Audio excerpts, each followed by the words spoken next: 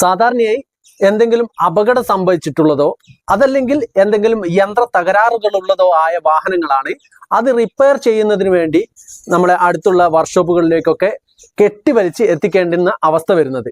ഇങ്ങനെ കെട്ടിവലിക്കുമ്പോൾ ഉണ്ടാവുന്ന ചെറിയ ഒരു അശ്രദ്ധ കാരണം മറ്റൊരാളുടെ ജീവന് അത് ഒരു ഭീഷണിയായി മാറുന്നതോ അതൊക്കെ വലിയൊരു കാര്യം തന്നെയാണ്. ഇത്തരത്തിലൊരു വാർത്തയാണ് നമ്മൾ കഴിഞ്ഞ ദിവസം കേട്ടത്. നമ്മുടെ ആലുവയിൽ ഒരു ഓട്ടോ ഇങ്ങനെ കെട്ടിവലിച്ചു കൊണ്ടുപോകുന്ന സമയത്ത് ഒരു ബൈക്ക് യാത്രക്കാരൻ അതിൽ കുടുങ്ങി അയാളുടെ ജീവൻ നഷ്ടമായ ഒരു വാർത്ത നമ്മളെല്ലാം കേട്ടതാണ്. ഈ ഒരു സംഭവത്തിന് ശേഷം സംസ്ഥാന മോട്ടോർ വാഹന വകുപ്പ് ചില നിർദ്ദേശങ്ങൾ സോഷ്യൽ മീഡിയ വഴി ജനങ്ങളിലേക്ക് എത്തിക്കുവാൻ വേണ്ടിയിട്ടുള്ള ശ്രമങ്ങൾ നടത്തിയിട്ടുണ്ട്. എന്തൊക്കെയാണ് ആ സംസ്ഥാന മോട്ടോർ വകുപ്പ് ജനങ്ങൾക്ക് നൽകിയിട്ടുള്ള ആ നിർദ്ദേശങ്ങളെന്ന് നമുക്കൊന്ന് മനസ്സിലാക്കാം. അതായത് 2017 മോട്ടോർ വെഹിക്കിൾ റെഗുലേഷൻ ആക്ട് 30 പ്രകാരം ചില വ്യക്തമായിട്ടുള്ള മാനദണ്ഡങ്ങൾ ഒരു വാഹനം കെട്ടിവലിക്കുന്ന സമയത്ത് നമ്മൾ പാലിക്കേണ്ടതുണ്ട്. ഇതുവരെ എത്ര പേർക്ക് ആ ഒരു കാര്യങ്ങൾ കൃത്യമായി അറിയുമെന്ന് നമുക്കൊന്നും അറിയില്ല. അതുകൊണ്ട് തന്നെ ഇനി മുതൽ നമ്മളെല്ലാവരും ആ ഒരു മാനദണ്ഡം കൃത്യമായി പാലിക്കുക തന്നെ വേണം. അതുകൊണ്ട് തന്നെ നമ്മൾ ജനങ്ങളിലേക്ക് ഈ ഒരു കൃത്യമായ അവബോധം നമ്മൾ ഉണ്ടാക്കുവാൻ വേണ്ടിയാണ് ഇങ്ങനെയൊരു വീഡിയോ ചെയ്യുന്നത്. അപ്പോൾ നിങ്ങൾ ഈ വീഡിയോ കാണുകയാണെങ്കിൽ നിങ്ങൾക്ക് ഇഷ്ടപ്പെടുകയാണെങ്കിൽ എൻ്റെ ചാനൽ ഒന്ന് സബ്സ്ക്രൈബ് ചെയ്യുവാനും അതുപോലെ തന്നെ വീഡിയോയ്ക്ക് ലൈക്ക് ചെയ്ത് കമൻറ്റ് ചെയ്ത് ഈ ഒരു വീഡിയോ എല്ലാവരിലേക്കും ഷെയർ ചെയ്യുവാനും മറക്കരുത്.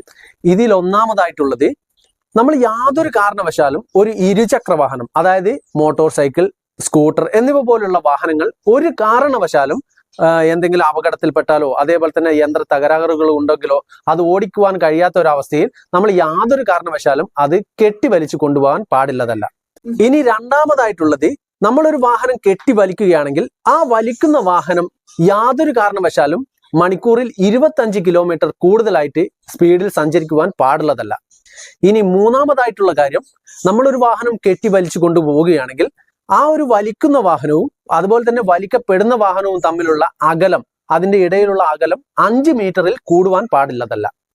അതേപോലെ തന്നെ ഇനി നാലാമത്തെ കാര്യം, നമ്മളൊരു വാഹനം കെട്ടിവലിക്കുകയാണെങ്കിൽ ആ വലിക്കുമ്പോൾ നമ്മൾ അവിടെ കെട്ടിവെക്കുന്ന ഒരു കയറോ അല്ലെങ്കിൽ മറ്റൊരു ചെയിനോ അങ്ങനെ പോലുള്ള ഒരു സാധനം മറ്റു യാത്രക്കാർക്ക്, അതായത് മറ്റു വാഹനങ്ങളിലെ യാത്രക്കാർക്ക്, ഡ്രൈവർമാർക്ക് അവർക്ക് കൃത്യമായി കാണുവാൻ പറ്റുന്ന രീതിയിലായിരിക്കണം നമ്മൾ അത് കെട്ടിവെക്കേണ്ടത്.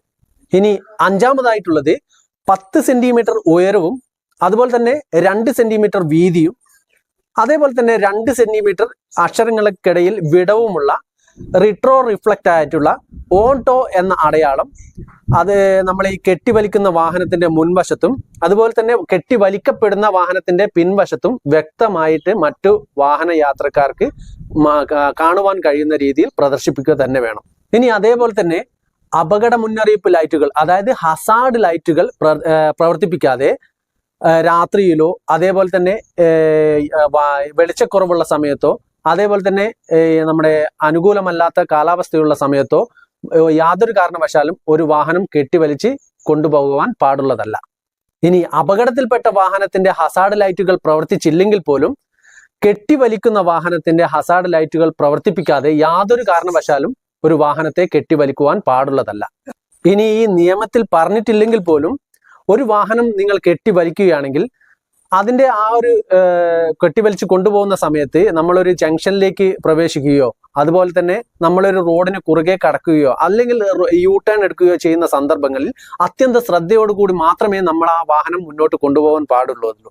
കാരണം ഈ ഒരു കെട്ടിവലിക്കുന്ന ആ കയറോ ചെയിനോ പോലുള്ള സാധനങ്ങൾ നമ്മൾ മറ്റൊരാളുടെ സഹായത്തോടു കൂടി മറ്റു യാത്രക്കാരുടെ ശ്രദ്ധയിലേക്ക് ആ കാര്യങ്ങൾ എത്തിക്കുന്ന രീതിയിൽ മാത്രമേ നമ്മൾ വാഹനം കൊണ്ടുപോകാൻ പാടുള്ളൂ.